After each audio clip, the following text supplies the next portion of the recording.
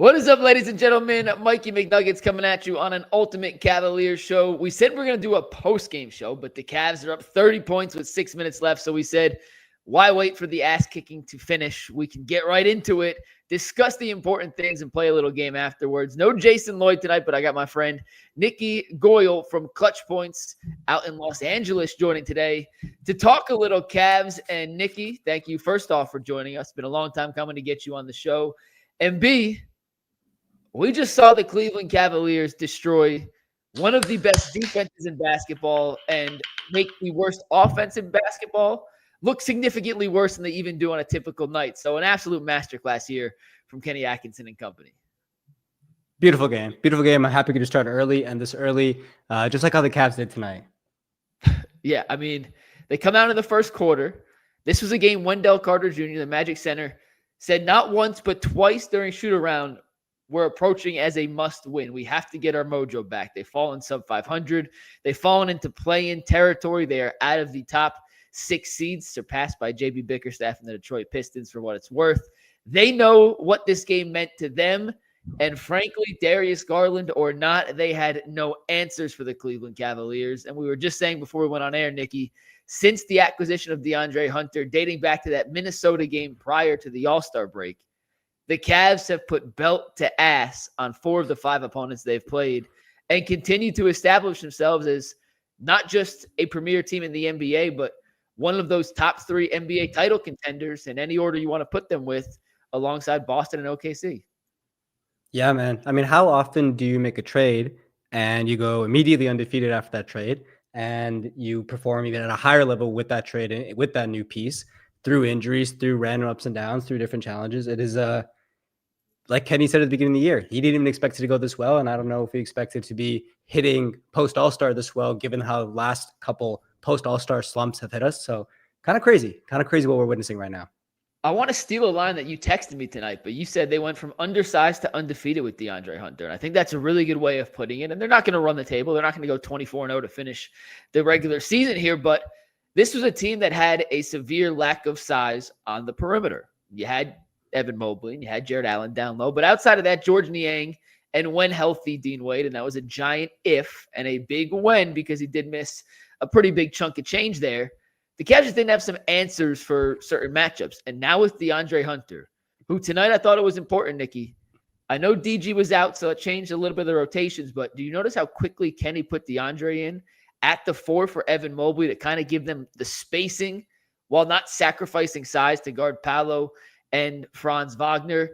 He's fit in so seamlessly. And even in my wildest expectations of this is exactly what Cleveland needs in terms of archetype, in terms of skill set, in terms of player, entering the fray, it's gone even better than we could have expected. And shake the bobblehead. Kobe Altman, like, I gave him a 10 out of 10 when it happened. I think he deserves like a 27 out of 10 now. Oh, yeah. I mean, I think Kenny Atkinson, he's like Santa Claus's dreams. You get this guy a new toy and he finds all kinds of things to do with it. It's incredible what he's doing with DeAndre Hunter. Every single game, it feels like he brings him in earlier to do even more incredible things, to make up for more, weaknesses that we saw before the trade. And now, after this DeAndre Hunter trade, it feels like the worst defender on the Cavs is Ty Jerome, who is 6'5" and leads the league in steals off the bench. So it's amazing how we've turned weaknesses into strengths. It's amazing to see the I think DeAndre Hunter is shooting over 50% as a Cavalier so far in 6 games. So no, it's incredible. It's a testament to everybody. Kobe, Kenny, the roster for fitting in, the new guy for fitting in. It's incredible what we're seeing, belt to ass. Yeah, Hunter with 4 threes again today. Between Hunter and Jerome, the 2 Virginia Cavaliers, off the bench they combined for 37 points, 4 assists, 5 rebounds, 8 for 11 from 3. No, excuse me. No, I'm right. 8 of 11. My math was right. And they made 12 of their 20 shots. So they were 60% from the floor. They were 8 of 11, which my math doesn't do well, but that's over 75%, with 4 rebounds and 5 assists.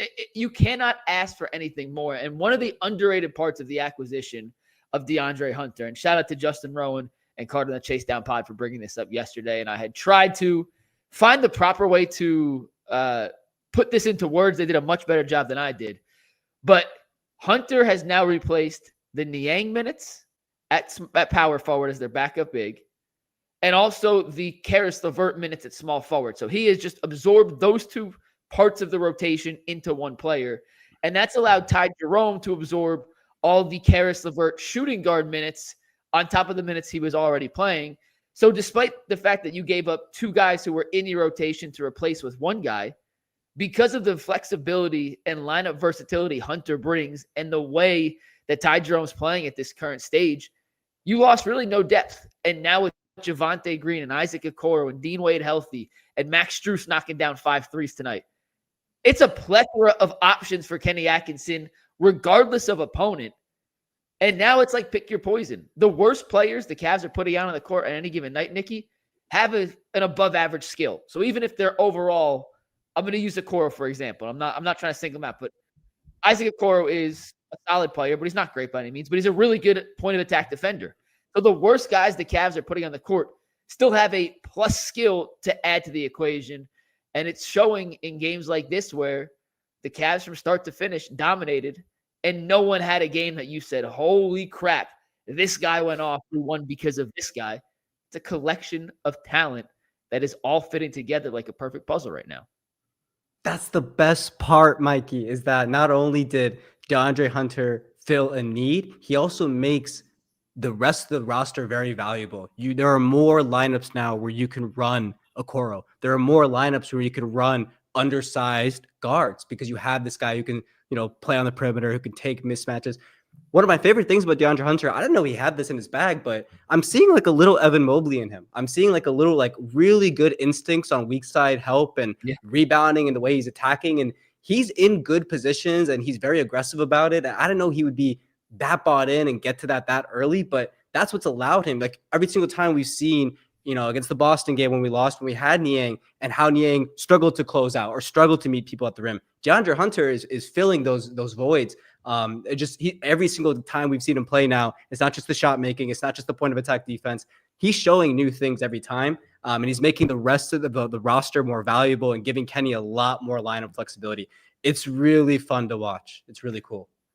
And he's a better shot creator than I think a lot of us expected. It's funny when you talk about DeAndre Hunter, he comes from a Tony Bennett system.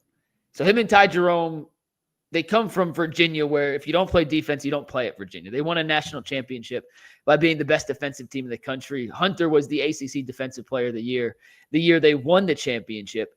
All the metrics from his time in Atlanta indicated he wasn't a great help side defender. And you see the Hawks play in nationally televised games, but it's not like we're watching the Hawks night in and night out. So you kind of have to go off what some of these big picture numbers tell you. And it's funny that when you take a player out of a not winning situation and you put him in a championship caliber situation, the effort on defense just naturally gets ramped up by the players you're playing with and the level of intensity they're playing with on defense. And all of a sudden, DeAndre Hunter is transformed back into the all-NBA characteristic or caliber of player we thought he could be when he entered the league. Defense is so much about effort, and it's so much about knowing where to be and when to be there, as opposed to, oh, I'm more laterally quick than this guy, or I have better instincts. A lot of it's just effort. Nice. And you're seeing DeAndre put in the effort now to maximize his defensive abilities, and that's going to pay huge dividends in the playoffs and hopefully on Friday when we see for the first time the newly minted Cavaliers with DeAndre Hunter against the defending champion Boston Celtics. This is no surprise. Kenny Atkinson's done this all season. He's gotten more out of this entire roster, out of every individual than we've seen in years prior. He's gotten more leadership out of Donovan Mitchell. He's gotten more defense out of Darius Garland. He's gotten more put the ball on the floor and make a play out of Sam Merrill. Like, it's not much of a surprise that he's gotten more at DeAndre Hunter than we've seen statistically or even nationally on all stages. So Kenny Atkinson, what could we say? Coach of the year.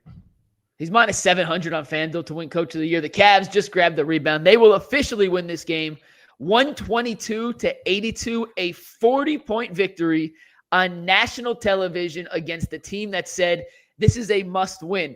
Coming into this game, Nikki, the Magic had the worst offense in basketball. They were averaging 104 points per game. They scored 82 tonight, 22 points below their season average, and they already were a terrible offense. We talk about the Cavs and their offense, which is setting historic rates in terms of shooting and efficiency.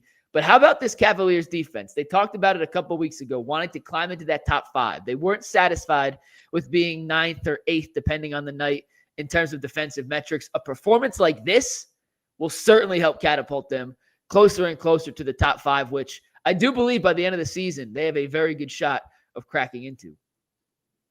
By every metric, when you look for contenders, when you look for top 5, top 10 defenses, top 5, top 10 offenses, the 40-20 rule, this trade, the current makeup of the team, the way they're playing, the momentum they have going into this last stint, they're checking every single box, every single metric. This is a contender. We know that. We know this. We're seeing it every day now. And I mean, this is what, the 3rd national TV game in a row? We got a 4th one in a row on Friday. It's a lot of fun stuff. It's a lot of public belt to ass. You look at the box score here. Banchero for Orlando had 26 points, but he took 22 shots, was just 9 of 22 from the floor and 1 of 7 from 3. Franz Wagner had 19 points on 21 shots. He was 9 of 21, 1 for 3 from 3, did not get to the free throw line. As a team, the Cavs held Orlando to 36.7% from the floor. They were 5 of 28 from 3 for 17.9%. 5 of 28. Max Strus by himself made 5 threes tonight. Max Strus had as many points from beyond the three-point arc as the entire Orlando Magic team did. A total defensive effort. And Nikki, I want to ask you this real quick because we're going to talk about this tomorrow on UCSS. So I kind of want to save my thoughts for when we're on the show tomorrow. But the starting lineup, Hunter, Strus, Dean Wade, you have all these options. I've kind of maintained the mindset of the starting 5, it is what it is. It's more important to close than who you start with. But there's been a lot of hate on Max Strus as of late for being in the starting lineup because he's been a little inconsistent with this three-point shot. You saw what he can do tonight, Nikki, when he's hitting threes at the level he is. Are you as caught up as some on who should be the starting small forward? And if you're not, just give me your rundown on what you think Max brings to the table in that regard. I agree with you that maybe it matters a little bit less than most situations because Kenny Atkinson subs more than any other coach in the NBA. So it is going to be more who you finish with over who you start with. Also, just the depth of this team, the options that you mentioned, I think makes it matter a little bit less. Part of the Max hate is also just like how crazy good DeAndre Hunter has been. Like the shooting's been crazy. Obviously, the point of attack defense has been crazy. And the size has been crazy. To me, I think Max's ability as a playmaker, his ability to run pick and roll, DHO sets, his playmaking and chemistry with Mobley and Allen, I think that's a separator. His off-ball movement and cutting creates space that you probably need with a double big lineup. So I actually prefer Max Strus in that starting lineup. And I like the early substitutions that Kenny does get. DeAndre's size also makes more sense to me in the second unit. He plays well with Ty Jerome, plays well with one single big because his size can make up for whatever discrepancies there is. So to me, it's not broken. I wouldn't. It's not broken. Don't fix it. I trust Max in this role a lot. And obviously Kenny has a feel for this team. He's a feel for this roster and who he likes to ride with. He'll throw in Ty Jerome in the fourth quarter with Donovan Mitchell and Darius Garland if Ty Jerome is rolling, Yeah. So he's not really worried about who's starting. He's worried about who needs to be on the court when it matters. He started Okoro, point guard Okoro, with Donovan Mitchell because he liked the matchup. So he'll go with the matchups at the end of the day. But in terms of like a designated starter, I think I'll go Strus until Hunter takes it away from him. Just if he continues to shoot this well and makes this big of an impact. But I don't think we're losing anything with Max Strus. I think people forget how good he is, and that's the best part about the Cavs. You have him. You also have Hunter. You also have Dean Wade. So it's not a bad problem to have. No, like I said, I'm going to save the majority of my thoughts, but I also think this is an important component. And maybe this comes from a basketball player background, but I feel like in every team, when you have 5 guys on the court, at least one of the 5 guys has to be a wild card. Like, not just as a player, but kind of as a personality. And I'm not saying this in terms of Max as a person, because Max seems like a really good person. He had his charity event a couple of weeks ago, does a lot of good things in the community. But he's kind of a hothead, and at any given moment, he could snap and lose his effing mind and go crazy. And I feel like we've seen that happen to Jarrett once, basically, in the last 5 years. And Evan, I don't think, has ever had that moment. And Donovan and Darius are cool, calm, and collected, which is the best thing you want your guards to have. You kind of need that one wild card. And DeAndre Hunter, for as good as he is, and I don't know him that well. He's only been in Cleveland for a couple of weeks. We haven't had any one-on-one conversations yet. Super calm, very mellow, very even keel personality. I feel like you kind of need that asshole, for lack of a better word, just to give the team a little bit of energy, funk, and fight to balance out the other part of it. So, Facts. I agree. He reminds me a little bit of J.R. Smith. He's got that irrational confidence. He's got that edge to him. He'll go to war for you. He'll yell at the refs for you. You do need that dog, especially when we get into the dog days against Boston in the playoffs or against any, scrapping team. You need a guy who's ready to scrap and a guy who's like, he's been here for a couple years now. This team knows that he has their back. They got his back. These little intangibles matter. That locker room energy matters. I think Max does bring more of that to the starting lineup. And certain matchups, if you're playing Boston and you want to go with more size, I get it. I totally understand switching, but I stand by the fact that every team, and I got to figure out a way to say this more appropriately on UCSS tomorrow, but every team needs that one wild card, and I'll think of a better way to phrase it, but they need that one wild card starting lineup. So yeah, two more things for the game, Nikki, and then we'll talk about some big picture stuff, and we're going to play a little game that you came up with to wrap it up here. But another 20-point night from Ty Jerome. Anytime Darius is out, it feels like the Cavs don't lose anything from an offensive standpoint because Ty takes on a bigger role and a more focal point in what the Cavs want to do, and he continues to hit shots at an unparalleled level. I tweeted this out the other day, but B-Ball Index gives percentiles. So where you rank 1 at the lowest, 100 at the highest among other players at your position in a million different categories. And this season, Ty Jerome is in the 100th percentile. So you can't be better in terms of shot making, and the 3rd percentile in shot quality. So I emailed the guy who runs B-Ball Index and said, can you just help explain to me how you differentiate a good shot versus a bad shot? Because I talked to Ty and he said, for me, floaters are a good shot, but in your description, you don't usually count floaters as good shots. And he gave me a whole explanation, but I wanted to just point this one thing out because we don't have to get into the minutia. They've been doing this for a dozen years now, Nikki. Ty Jerome is having the 22nd best season over the last 12 years of any player in the league in terms of the differentiation between their shot making and their shot quality. He's in the same realm with guys like Kevin Durant and Victor Wembanyama and DeMar DeRozan, who's a mid-range assassin, and some other guys who you look at on that list and say, that makes sense. Jalen Brunson's also in that conversation. And Ty Jerome is the only outlier like that on the entire list. It is incredible what he's doing on a night-to-night basis. Every single night now, it seems like he has a 3-4 minute stretch where he's the best player on the court. And at this point, you would assume the other teams know that. And they don't change their defense. They still guard him the same way. And it baffles me. And I'm so happy that we are living in the Ty Jerome era here in Cleveland, Nikki. It's an incredible time to be alive. It's his world. We're living in it. I call him Immediate Buckets. That's my new nickname for him. That's Ty Jerome. You put him in the game. That's what he does. You just add water. This guy, what's great about him, he came out of college. He was like a pick and roll maestro. So I feel like if you switch up the coverages on him, he's going to punish you in other ways. He knows how to make that pocket pass. He knows how to make the skip pass. He's 6'5", and that floater he can make through contact. So it's hard to counter him. And he just has a lot of ways to punish you, even if you do some things different. And his confidence is crazy. What was so cool about this game, I was disappointed Darius couldn't play, but him not playing even adds to your point here. The last time the Cavs were in Orlando, Donovan Mitchell had to score 50. He was the only Cavalier to score in the fourth quarter, and we lost that game. And it felt like the Cavs supporting cast was helpless. Today, 11 points from Donovan Mitchell. Didn't even need to really play in the fourth quarter. And Ty Jerome did his thing. And just like that's this on every level of this team. From top to bottom of the roster, everybody got better, but guys like Ty Jerome, it's a breath of fresh air. It can't be understated how different this team is compared to last year, and he's like one of these shining examples of that. And let's not forget it, $2.5 million. You can also argue he's the best contract in the NBA right now. So I don't know. There's not enough things that you can say about Ty Jerome. He's the best non-rookie contract in the NBA. Wemby's on a rookie contract, so Wemby's the best contract. But I have made that point before that he is the best non-rookie contract in basketball. We've got a ton of questions the last couple of days about the Cavs' ability to re-sign Ty Jerome. I'll say it again. I said it on Twitter. I think there's a good chance. It's not a guarantee, but I do think it is a pretty high likelihood that he returns to Cleveland because there are not many teams with cap space and starting positions that could allure Ty away from Cleveland. And frankly, DeAndre Hunter's his best friend. Kobe Altman has loved him forever. Kenny has unlocked him. And Donovan, Darius, and Ty are like this.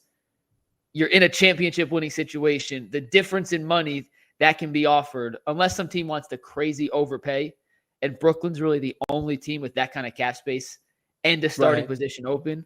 I have a good feeling he's coming back, and I would highly recommend going to check out Bob Schmidt of Fear the Fro Pod did a video breakdown of the money on it, and Luca from Real Cavs Fans on the Real Cavs Fans Forum did a whole article on it. So if you want to watch a video, go check out Fear the Fro. If you want to read it, go check out Real Cavs Fans Forum. They both very similar information, but two different ways to digest it, excuse me.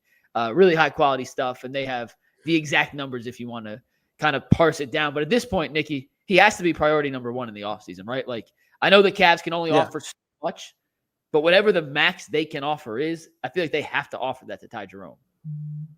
We do have the bird rights, so that helps. But you're right.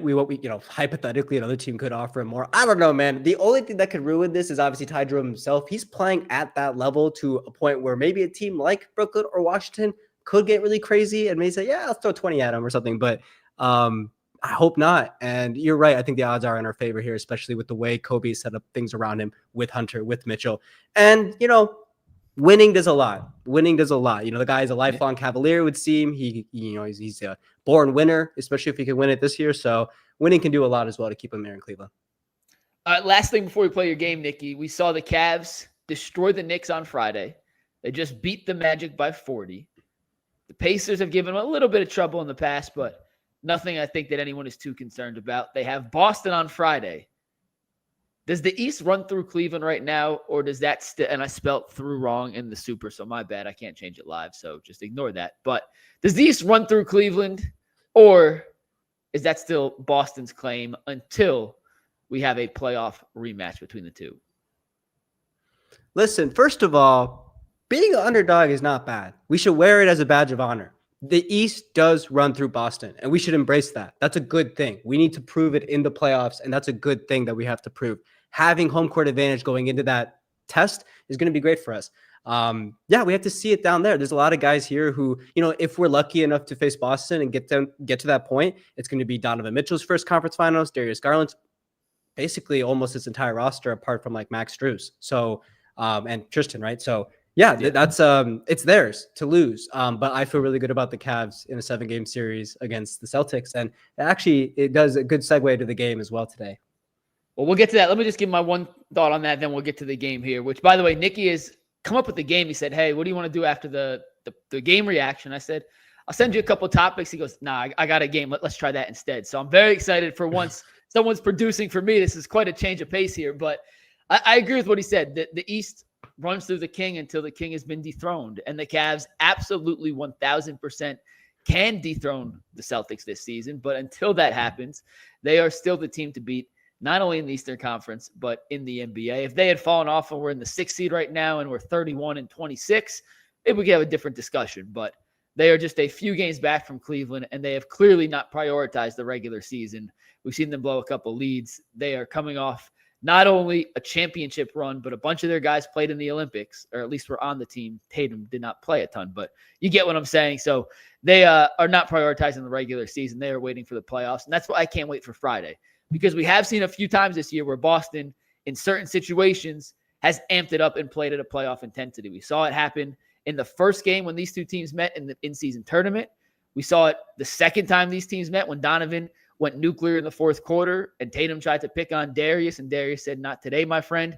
And then we saw it again in the third matchup when Boston got the best of Cleveland here in Cleveland. And now I can't wait to see how Game 4 pans out, because Boston has a chance to win this in-season series 3-1 in 4 games that were highly competitive. And you can say 1 seed, 2 seed, 3 seed, 4 seed. None of that matters. If Boston wins the regular season series 3-1, they'll feel pretty confident coming into Cleveland or going into that matchup. And for Cleveland, I do think Friday's game matters. Just from a confidence standpoint, they know they can beat Boston. It's not a can we, but we got to go beat this team in Boston and make a statement to the league that, sure, they may be the defending champs, but that was last season. This season, it is ours. And I can't wait. Like, why do we have to wait 2 days? Why do we have to wait 2 days? Why isn't this game tomorrow night? I mean, I know these guys need rest, but and we need Darius to get healthy, but I'm ready. Like, I'm ready for this kind of basketball. We watched in the last 5 games, one competitive game from the Cavs because they have been so good. And as much fun as blowouts are, I want to see this team in some playoff scenarios, and I really hope Friday comes down to that. Nikki, set up this game here. Let's play a little clutch point special here to wrap up this post-game stream. All right. All eyes on Boston. Everybody wants to know. Listen, this Friday, we're going to face this team. And regardless of the outcome, we want to see a competitive game. We want to see real reason to believe that when we run into this team, hopefully down the road, we can take them, right? So, Mikey, rapid fire, 3 rounds, first round. Who makes a bigger impact in a 7-game series? First round, Evan Mobley or Kristaps Porzingis? Mobley. It has to be Mobley. If the Cavs are going to beat the Celtics, Evan Mobley has to not only play well, but play awesome. Play at the level he played in last year's postseason against the Boston Celtics, where he kind of showed us this first glimpse of the full-on change. I understand Porzingis is critical to how the Celtics run their offense, but if Evan Mobley does not play well, the Cavaliers cannot beat Boston. We saw it when they played here just a couple weeks ago. It was Evan's worst game of the season. He was just coming back from a calf injury. I don't think I'm looking anything into that, but you can see when he doesn't play well, the Cavs actually struggle to score because their shot selection becomes so perimeter oriented that if Evan is not either the Cavs' best or second best player, they do not have a chance to win a playoff series. If Porzingis isn't Boston's first or second best player, they'll be just fine with Jaylen Brown and Jason Tatum. So my answer is Evan Mobley. There we go. All right. Next round. Who will make a bigger impact in the 7-game series? Donovan Mitchell or Jason Tatum?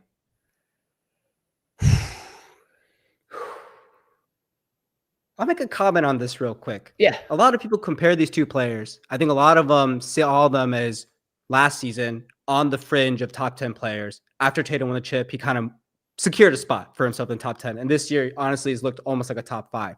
Yeah. And a lot of people, when they look at them head to head in a vacuum, they're like, oh, Tatum's the bigger guy, the better defender, puts up more stats, all that. But when I look at them, they're actually very similar in terms of who they are to their team. They're both like the main engine for their team's offenses. So I think they're actually a lot more comparable than people realize. And I'm curious who you think excels more in that role and who you would trust in that 7-game series. I'm going to have to say Tatum. And it's not a knock on Donovan, but if it's the question of who's more important and makes a bigger impact in a 7-game series, Tatum's the Celtics' best rebounder. He's a more versatile defender. And in the fourth quarter, both teams go to that guy as the guy that you need to trust to get a quality look down the stretch. And I think in that particular facet of it, I like Donovan's ability to get good looks more than I like Tatum's. However, when you factor in the defense, the rebounding, how much of a playmaker Tatum's become, I think Tatum has to be awesome for the Celtics to win. We've seen games, and tonight wasn't a good example, but we've seen games where Donovan's been differential down the stretch and let Darius and Evan and Karras at times be kind of the fight, Ty Jerome at times be the focal point, which is a testament to how deep and talented the Cavs are. I think I would take Tatum in this, but if you wanted to argue Donovan, I would have no argument against it. I think it's real close, but I would give the slight edge there to Jason Tatum. It's funny because Donovan, you could argue, has overall been more of a playoff riser. But it's interesting you say that. Do you believe that Donovan Mitchell doesn't necessarily need to be the best player in the series for the Cavs to beat the Celtics? On the Cavs or overall? If the Cavs are going to beat the Celtics in the playoffs, does Donovan Mitchell need to be the best player in that series, which would probably imply that he's better than Tatum in that series? I don't know. I think if Mobley reaches a level that we've seen the last couple of games and sustains that, I think the Cavs can win if Evan Mobley's their best player. I've said for 2 years now, for the Cavs to win a championship, Evan Mobley has to be their best player. So I'm going to stick with that. I'm going to stand on my ground. And I just think it's because what he does from a mismatch standpoint, as good as Donovan is, and Donovan is going to be a first-team All-NBA guard this season. He should be higher in the MVP discussions than he is, even though SGA is running away with it. And Donovan's not close to SGA and Jokic. He should be in the top 5. Yeah. Evan Mobley, when he is at his peak, is a matchup nightmare for everybody. Donovan, you can find ways to disrupt Donovan. When Evan's cooking, and making threes and shooting consistently and taking guys off the dribble and Euro stepping Jaren Jackson Jr. and finishing with the left hand reverse, there's simply nothing you can do to stop that. So I think for the Cavs to win a championship, it's going to have to be even Evan Mobley as their best player, or Evan Donovan 1A, 1B. But there can't be a significant gap between the two. I see the logic, especially because we know what the Celtics are going to do. They're going to switch everything. They're going to take things away from Donovan, away from Darius, and they're going to leave guys like Drew Holiday and Derek White on Mobley. And it's going to be on him to kill those matchups. Yeah. So I totally see where you're coming from. I will think close. this. It's close. It's close. It's close. I'm a sucker for a story. So I really think about the legacy thing here. I think about Donovan Mitchell and how he's spent years trying to get over the hump. And I can just see him seeing Tatum in a 7-game series and wanting to kill him every single time. So that's what I'm hoping on, but I guess we'll see. Last round. Ty Jerome or Peyton Pritchard in a 7-game series, who makes the bigger impact? It's not close. It has to be Ty Jerome. It has to be. Really? What if Peyton Pritchard hits a half-court buzzer beater every single game, twice a game? I don't care. Like, listen, this is not taking anything away from Peyton Pritchard, who's awesome. And if you don't watch the Celtics, other than when they play the Cavaliers, you are missing an incredible season from a guy that looks like he should be playing with me at the Cleveland Heights Rec Center and not in the NBA. This dude is so skilled and talented. And some of the stuff he does when he plays more than 25 minutes, he's averaging 17 points a game. Like the dude can play. But for the Cavs to win a championship and to beat the Celtics, so who's going to be more important in a 7-game series, they're going to need contributions up and down the board. And I don't think Ty Jerome's going to have to score 20 points. But there are going to be stretches during the game where either Donovan or Darius or Evan or whoever, DeAndre in this case, Max Strus, go a little cold. We saw it at the end of the second quarter tonight against Orlando. You and I were texting. I was like, are we going to go live in the middle of the third quarter? Like, this is over. And then they hit a cold stretch. Orlando went on what felt like a 50-3 run and cut the lead to 14 at half. In a playoff series, you can't let those stretches go for too long. And that's where I think a guy like Ty Jerome is so critical for the Cavaliers, because if he continues to play as he has all season, and I have no reason, no indication to believe that will change by the playoffs, there are going to be certain situations where the Cavs are going to run their offense, Boston's going to defend it, and Ty Jerome's going to get the ball in an ISO situation or a pick and roll situation with 8 seconds on the shot clock and be forced to make something happen. And 97 out of 100 times this season, when Ty Jerome's been in that situation, Nikki, it has ended with a bucket or an alley-oop or a kick to the corner for an open three. The Cavs are going to need, and let me reemphasize, need Ty Jerome to play 17 to 22 minutes a night in a playoff series against Boston and produce at the level he is right now, so they don't go through any scoring lulls, because we know if you do that against Boston, it could be night-night real quick with how well they shoot the three, especially if it's one of those games where they start hitting threes early in the first quarter and you feel like you're fighting out and shoveling out water from your boat because it's sinking. The Cavs can fight back. And a big reason they can fight back is when they put in their second unit and Ty and DeAndre on the court, they can score with the best teams in the NBA, even if it's not their starting five. The Cavs are deeper than the Celtics. Ty Jerome is the face of the Cavs depth. 100% agree. Easy choice. It's Ty Jerome. He's that dog. Top 5 floater in the NBA, by the way. You're going to see it. It's going to see it all season long. And that's the game, Mikey. I like your answers, man. Thanks for playing. Thanks for doing that. Top 5 floater. SGA top 5 floater. No. Jerome has to be in that conversation. Let's talk it out. SGA has to be up there. Jokic, is his a floater or a push shot? It's kind of yeah. Are we talking just guards? You want to just go just guards? Guards, yeah. I think Darius has a really nice floater. Brunson has to be in there. Brunson does a ton. It's ugly, but he does that little and looks like he farts every time he shoots it. Who else would be in that conversation? Floater game. I'm trying to think. SGA is the first one that comes to mind. He's like the immediate. You know, it's honestly like a little bit of a lost art in today's game too, right? A lot of people are either going all the way to the rim or they're doing the kick, but it's like, you know, how many people are living off of it the way Ty lives off of it? You know, it's like half of his shot profile. Yeah, he's incredible at it. Real quick, I got a couple comments we're going to read here, Nicky, before we wrap up. But DGG says, McNuggets, please give Kenny the Ty Jerome stats. I promise you, any Ty Jerome stat I have, Kenny Atkinson knows. Trust me, I promise you. I love stats. The Cavs have a team of people who only do statistics and have access to websites and databases that I could only dream of. So trust me, Kenny is well aware of any of these Cavaliers stats. Well, I'm looking for the next comment, Nikki. Tell people where they can find you on Twitter and tell us a little about Clutch Points real quick. For sure. You guys can follow me at Mr. Nicky G on Twitter. Talking Cavs with everybody. Love the community there. Follow along. Love the Ultimate Cleveland Sports Show. Clutch Points is a LA-based sports media company. If you guys ever follow Cavs Nation, you can see it on Twitter. But we have over 2.5 million fans on Facebook.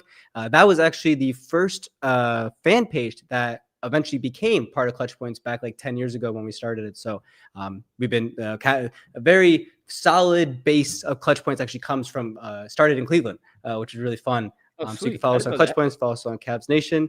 That's kind of where we write and produce all our content. And you can see his Twitter handle is on the screen under his name there, by the way. So if you're trying to find Mr. Nicky G, because it's 2 Ks and an I, little interesting spelling. Real quick, what's the name with this, Nikki? Playoff rotation, your top 8. Is there any question who's in that top 8 right now, or is it the core 4? We'll say Strus, Hunter, Jerome, and Wade. Is that the top 8? And then we could figure out the rest later? Exactly. And Kenny Atkinson, we trust. That can't say it better myself. It was a 40-point butt whooping tonight for the Cavaliers, beating the Orlando Magic 122-82. The Cavs now have 2 days off before taking on Boston in Boston on Friday for the final part of their 4-game season series. We will have all your preview content for that game on the Ultimate Cleveland Sports Show tomorrow and Thursday. Nikki, we appreciate you joining us tonight. It was Cavs and Cognac, a little change of pace from Cavs and Coffee.